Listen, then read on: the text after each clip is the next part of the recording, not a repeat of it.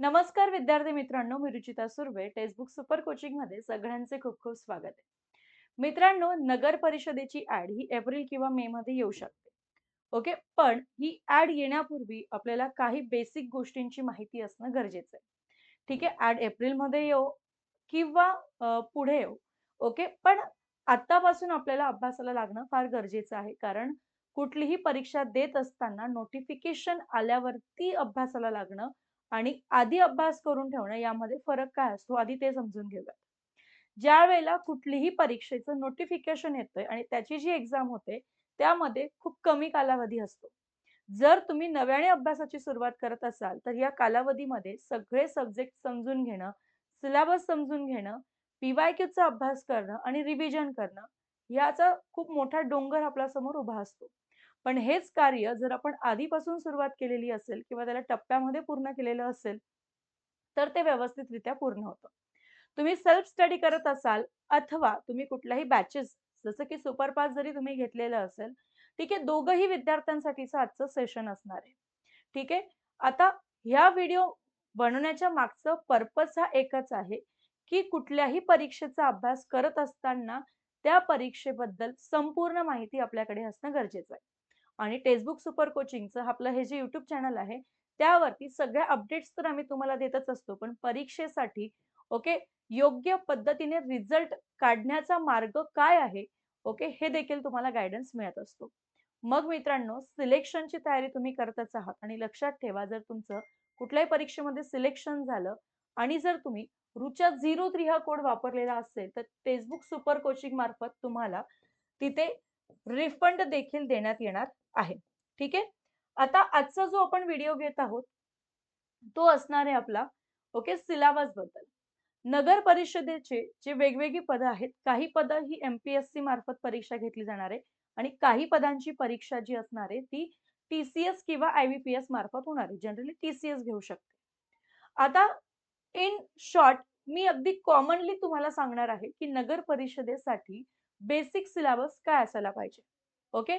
त्यानंतर आपण पदांबरोबर म्हणजे विशिष्ट पदांचा सिलेबस काय असेल, ते आपण इन डिटेल पुढच्या व्हिडिओमध्ये समजून घेऊयात. पण आता बेसिकली काय-काय गोष्टी आपल्याला प्रिपेअर करणं गरजेचं आहे. ओके. नगर परिषदेमध्ये कुठल्या-कुठल्या पदांचा समावेश होतो हे आपण आधी बघितलंय. आज आपण बघूया की गट क आणि गट ड. ओके. ही जी पदे असणार आहे, ओके, या भरतीमध्ये आपल्याला मराठी, इंग्रजी, सामान्य ज्ञान, गणित बुद्धिमत्ता ही बेसिक रिक्वायरमेंट असणार आहे आणि जशी काही पदं आहेत, त्या पदांसाठी आपल्याला तांत्रिक विषय देखील येत असतात. तर त्याचंही प्रिपरेशन आपल्याला तिथे करावं लागत असतं. लक्षात घ्या, आता मराठीमध्ये जर आपण बघितलं, तर मराठीमध्ये आपल्याला व्याकरण विचारलं जातंय. ठीक आहे. त्यानंतर आता व्याकरण म्हटलं म्हणजे एक इतकं छोटासा छानसा शब्द आपल्याला व्याकरण दिसतोय आणि असं वाटतं, की अरे झालंच जसं की 2 दिवसामध्ये. पण व्याकरणामध्ये सुद्धा टेन्सेस असतील, सेंटेन्स स्ट्रक्चर असतील, भरपूर सारे चॅप्टर्स येत असतात. त्यानंतर समानार्थी शब्द, विरुद्धार्थी शब्द, वाक्यरचना, शब्दसंग्रह असा एकच छोटा शब्द दिसतोय. पण त्याच्यामध्ये वाक्यप्रचार आहेत. ओके. भरपूर साऱ्या गोष्टी ज्या आहेत त्या येत असतात. म्हणी, वाक्यप्रचार, शुद्ध लेखन, उतारा वाचन या साऱ्या गोष्टींचा समावेश मराठी यामध्ये होत असतो. ओके.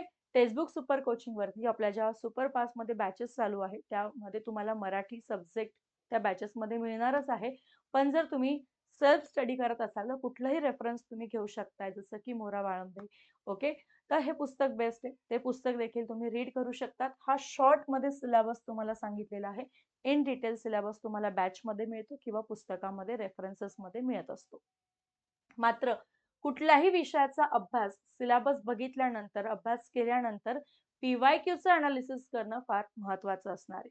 प्रिव्हियस इयरच्या क्वेश्चन्सची प्रॅक्टिस आपण आपल्या YouTube चॅनलवरती करून घेत असतो. तुम्ही ते सेशन्स केले तरी सुद्धा नगर परिषदेसाठी महत्त्वाचे ठरणार आहे. त्यानंतर इंग्रजी विषय जर आपण घेतला तर इंग्लिशमध्ये पण ग्रामर, व्होकॅब्युलरी आणि कॉम्प्रिहेन्शन 3 पार्ट्स येतात. ठीक आहे. मग ग्रामरमध्ये काय, तर पार्ट्स ऑफ स्पीच आपण पूर्ण शिकतो. पार्ट्स ऑफ स्पीचचे एकूण 8 चॅप्टर्स आपल्याला शिकावे लागतात. त्यानंतर टेन्सेस आहे बघा. ओके. व्हॉइस असेल, डायरेक्ट इनडायरेक्ट स्पीच असेल. ओके.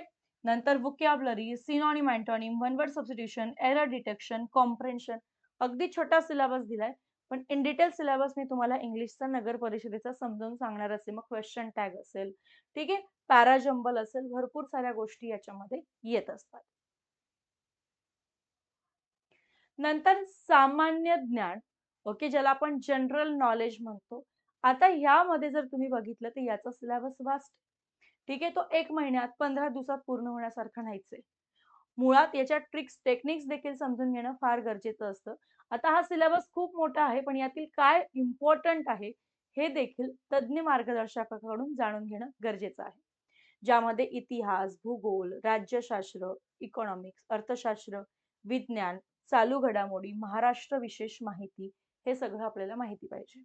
आता करंट अफेअर्स जर आपण बघितलं, तर करंट अफेअर्स हे असं नाहीये, की तुम्ही 2-3 दिवस घेतलं, सगळं वाचून काढलं आणि मग पेपरला गेले त्याच्यातलं आलं. करंट अफेअर्स हे रोजच्या रोज तुम्हाला करावं लागणार आहे. आपल्या YouTube चॅनलवरती सकाळी 9 वाजता गायत्री मॅडम सेशन घेत असतात. तर ते सेशन्स तर फ्री आहे.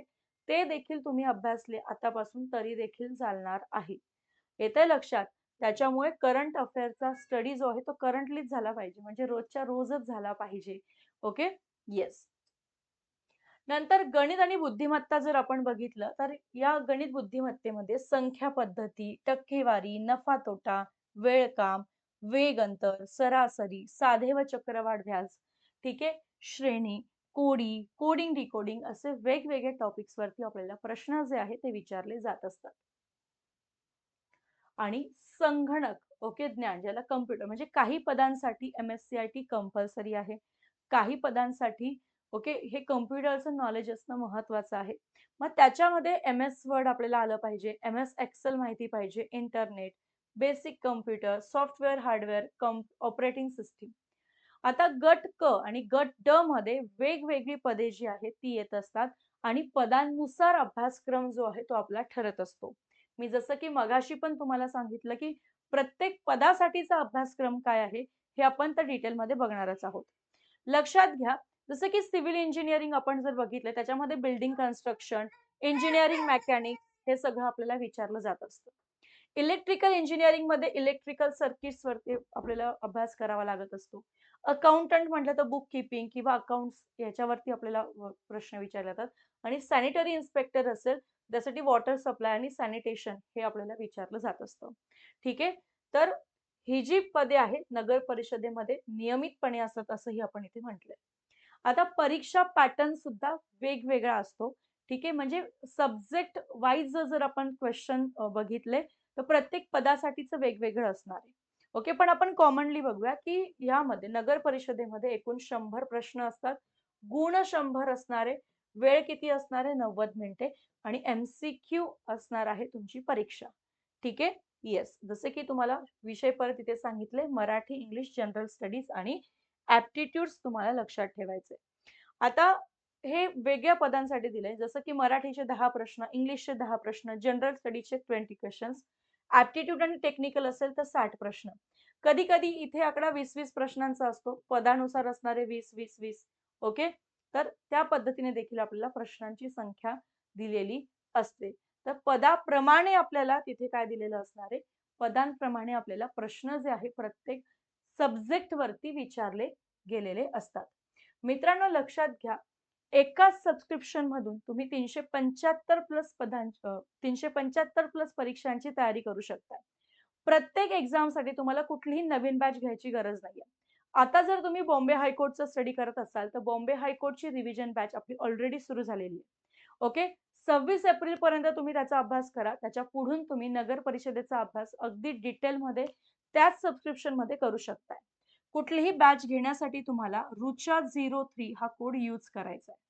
ओके, 3 मंथचं सबस्क्रिप्शन पाहिजे असेल तर 529 रुपये, 12 मंथ्स 1499, 18 मंथ्स 1799 तुम्हाला इथे भरावे लागतात.